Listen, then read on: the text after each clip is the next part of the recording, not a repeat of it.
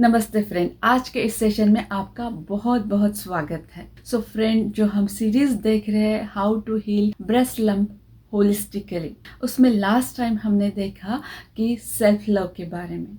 आज बात करते हैं फॉरगिवनेस के बारे में, जो हमारे हीलिंग जर्नी में बहुत बड़ा रोल प्ले करता है। सो फर्स्ट ऑफ ऑल समझते हैं कि ये फॉरगिवनेस होता क्या है, क्योंकि फॉरगिवनेस के बारे में बहुत बार कुछ अलग सोचा जाता है कि ये वीकनेस है, या क्या हम दूसरों को अलाउ कर दे हमारे लाइफ में कभी भी इंटरफेयर करने के लिए या हर्ट करने के लिए। सो फॉरगिवनेस का ये मीनिंग बिल्कुल भी नहीं है। क्या होता है फॉरगिवनेस, ये हम देखते हैं। सो फ्रेंड, फॉरगिवनेस ये कोई वीकनेस नहीं है। Forgiveness is the weapon of very wisdomful person. So forgiveness हमें करना है, मगर हमें हमारा पुरुषार्थ, जिसे हम बोलते हैं एक्शंस, हमें ज़रूर लेने हैं। तो एक सिंपल सा एग्जांपल मैं आपको देती हूँ कि आपको कोई मारने आ रहा है तो आप क्या करेंगे? क्या उसे अलाउ करेंगे मारने के लिए? नहीं। तो उसे हम मार के ज़रूर गिराएंगे, मगर जब वो गिर जाएगा तो उसे उठाकर पानी ज़रूर पूछेंगे। ये हमारा विजडम है, ये हमारा कंपैशन है, ये हमारा फॉरगिवनेस है। लास्ट टाइम फ्रेंड मैं एक बुक पढ़ रही थी, उसका नाम था रेडिकल फॉरगिवनेस। बहुत अच्छी बुक है, आप भी पढ़ सकते हैं। मुझे बहुत क्यूरियोसिटी थी कि क्या एग्जैक्ट मीनिंग ऑथर ने निकाला है इस बुक में फॉरगिवनेस का। तो जब मैं पढ़ रही थी तो मैंने देखा कि ऑथर ने उनका एक खुद का एग्जाम्पल दिया था कि जब उन्होंने बुक पब्लिश की तो किसी पब्लिशर ने उन्हें बोला कि वो बहुत अच्छे से इस बुक को प्रसारित करेंगे लोगों में, ताकि इस बुक को बहुत अच्छा एक्सपोजर मिले। और उसके लिए उन्होंने कुछ पैसों की डिमांड की और जो ऑथर ने उन्हें पे कर दिए। मगर फिर जो पब्लिशर्स थे उन्होंने कुछ भी नहीं किया इस बुक के लिए। तो ऑथर ने उन्हें बार बार इसके बारे में पूछा, बट उन्होंने फिर उनका कॉल लेना बंद कर दिया, रिस्पॉन्ड करना बंद कर दिया। सो फिर ऑथर के पास एक ही ऑप्शन था, तो ऑथर ने उनके ऊपर केस कर दिया।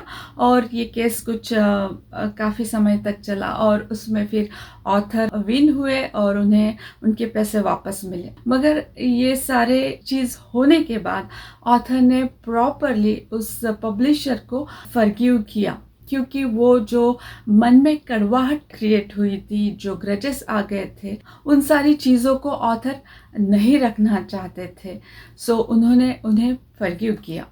सो फॉरगिवनेस का ये मीनिंग है कि आपको आपके एक्शंस ज़रूर लेने हैं, मगर आपके मन में जो ग्रजेस या रिजेंटमेंट क्रिएट होता है, हमारे लाइफ में बहुत सारी ऐसी चीज़ें घटती है, तो उन्हें हमें नहीं रखना है। सो फ्रेंड, आपके अंदर और कुछ सवाल आ रहे होंगे कि ऐसा जो सिचुएशन आया था तब मैं कुछ एक्शन नहीं ले पाई क्योंकि मैं उसे समझ नहीं पाई। मुझे ऐसे ही एक्सपीरियंसेस क्यों आते हैं? मुझे निगेटिव लोग क्यों मिलते हैं और मेरे थॉट्स हमेशा निगेटिव ही क्यों आते हैं? या मुझे हेल्थ इशू है, रिलेशनशिप इशू है, या मनी से रिलेटेड मुझे प्रॉब्लम है, ये सारे लाइफ में मेरे प्रॉब्लम हैं। तो मैं किसे फॉरगिव करूँ? एक्चुअल फॉरगिवनेस किसे चाहिए, मुझे या किसी और को, जिसके वजह से मेरे लाइफ में ये सारे प्रॉब्लम क्रिएट हुए हैं?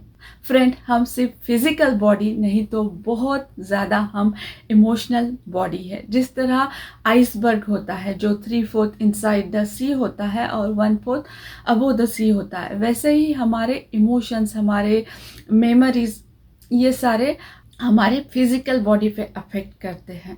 सो जिस तरह से हमारे इमोशंस होते हैं, फीलिंग्स होती है, पास्ट लाइफ एक्सपीरियंसेस होते हैं, या चाइल्डहुड ट्रॉमा होता है, ये सारे इमोशंस हमारे लाइफ में बार बार आते रहते हैं और इस तरह के इश्यूज़ को या प्रॉब्लम को हमारे सामने लाते रहते हैं। और वो ऐसा क्यों होता है? ऐसा इसलिए होता है कि जो हमारा सबकॉन्शियस माइंड है, जिसे हम सोल भी बोलते हैं, वो एट द एज ऑफ 6 और 7 ग्रो होना बंद हो जाता है। तो उसके पास जो मेमोरी है, हो सकता कुछ जेनेटिक से आई है, कुछ जनरेशन से आई है, कुछ उसकी पास्ट लाइफ मेमोरी है, या कुछ चाइल्डहुड ट्रॉमा है या एक्सपीरियंसेस है। उन सब को वो अपने अंदर स्टोर कर लेता है और हम बहुत सारी चीज़ों के साथ बैठे रहते हैं। और जब भी ज़िंदगी में टाइम आता है या ऐसी कुछ चीज़ आती है, उन सारी चीज़ों को वो टेंट्रमली हमारे सामने थ्रो करता रहता है।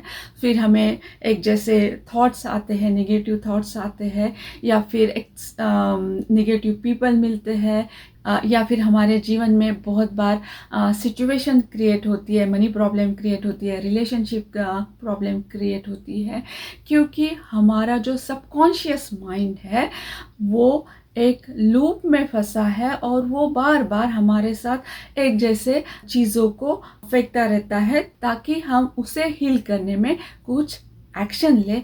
इसीलिए वो हमारे सामने ऐसी ही चीज़ें बार बार बार बार लाता रहता है। तो हमारा जो सबकॉन्शियस माइंड है उसे हील करने के लिए हमें फॉरगिव करने की ज़रूरत है। हमारे अंदर जो क्लटर क्रिएट हुआ है, जो ग्रजेस है, उसे हमें निकाल देना है, क्योंकि हम अपने आप से बहुत प्यार करते हैं। इसीलिए हमें सेल्फ लव की प्रैक्टिस करनी है।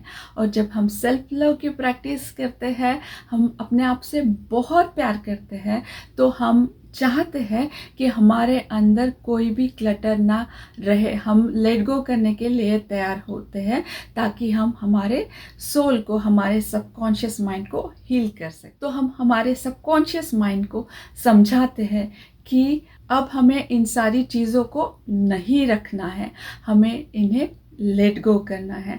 क्योंकि हमारा सबकॉन्शियस माइंड जो है वो एक छोटे बच्चे की तरह होता है, जो 6 या 7 इयर्स का बच्चा है, जिसे कुछ पता नहीं है कि क्या रखे और क्या ना रखे। तो उसे हमें पैम्पर करने की ज़रूरत होती है, उसे हमें गाइडेंस देने की ज़रूरत होती है। सो जब आप उसे बताते हैं कि लेट गो करना जो हमें नहीं चाहिए, जो ग्रजेस है, निगेटिविटी है, रिजेंटमेंट है, उसे हम निकाल देंगे, लेट गो करेंगे, और हमारे अंदर जो अच्छी क्वालिटी है उन्हें हम डेवलप करेंगे। क्योंकि मैं खुद के लिए बहुत केयर करता हूँ, तो धीरे धीरे हमारा माइंड जो है, सबकॉन्शियस माइंड, वो उन सारी चीज़ों को समझेगा, एडॉप्ट करेगा और इस फॉरगिवनेस में हमें हेल्प करेगा, लेट गो करने में हमें हेल्प करेगा।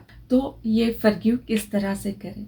सो फ्रेंड, हमारे स्पिरिचुअल टेक्स्ट में और बहुत सारे रिलीजन्स में फॉरगिवनेस के बारे में बताया गया है। तो आप जिस तरह से भी फॉरगिव करना चाहे उस तरह से आप कर सकते हैं। मगर हो'ओपोनोपोनो नाम की अगर आपने प्रेयर सुनी होगी, ये बहुत ही अच्छा तरीका है फॉरगिव करने का। सो एग्जैक्ट मीनिंग क्या है इस हो'ओपोनोपोनो का? सो इसका मीनिंग है to correct, change, transform and heal. So हमें हमारे सबकॉन्शियस माइंड को करेक्ट इंफॉर्मेशन देनी है, उसे चेंज और ट्रांसफॉर्म करना है, तब हमें हमारी हीलिंग मिलेगी। सो ये मीनिंग है इस हो'ओपोनोपोनो का। सो हो'ओपोनोपोनो ये एक हवाईयन प्रेयर है। डॉक्टर हु लेन, इन्होंने इसकी फर्स्ट टाइम जो है यूज़ किया था साइकोलॉजिकल इल पेशेंट पे। सो इसके बहुत ही सिंपल से वर्ड हैं। I am sorry, please forgive me, thank you, I love you. So हम जब आई एम सॉरी बोलते हैं, हम हमारे सबकॉन्शियस माइंड को बोल रहे हैं कि आई एम सॉरी, प्लीज़ फॉरगिव मी, क्योंकि मुझे पता नहीं ये जो मेरे अंदर निगेटिविटी है या ग्रजेस है या जो भी निगेटिव थॉट चलते रहते हैं वो कहाँ से आए हैं। मेरे अंदर इंटेंशनली अनइंटेंशनली क्रिएट हुए हैं। Thank you for staying with me and I love you. So I am sorry, please forgive me, thank you, I love you. इस तरह से जब आप आपके सबकॉन्शियस माइंड को बार बार बोलते हैं, उसे कन्विंस करते हैं कि जो भी हुआ उसे हम लेट गो करते हैं और मैं आपसे बहुत प्यार करती हूँ। सो वो लेट गो करने के लिए तैयार हो जाता है और आप आपके स्टक सिचुएशन से बाहर निकलने लगे। सो फ्रेंड, इस प्रेयर को आप आपके मॉर्निंग रूटीन में डाल सकते हैं, इवनिंग में भी आप कर सकते हैं। इस प्रेयर के बारे में मैं आपको बहुत ही डिटेल इन्फॉर्मेशन हमारे नेक्स्ट वीडियो में ज़रूर दूंगी। सो फ्रेंड, फॉरगिवनेस के लिए आपको जो भी तरीका आपका अच्छा लगता है उसे आप यूज़ कर सकते हैं, या इस प्रेयर की हेल्प आप ज़रूर ले सकते। सो फ्रेंड, आपको ये फॉरगिवनेस का कॉन्सेप्ट किस तरह से लगा, आपके क्या विचार है इसके बारे में, आप ज़रूर कमेंट सेक्शन में लिखिए और इस चैनल को लाइक और सब्सक्राइब ज़रूर कीजिए। फिर मिलते हैं अगले ऐसे ही सेशन में। तब तक के लिए thank you and take care.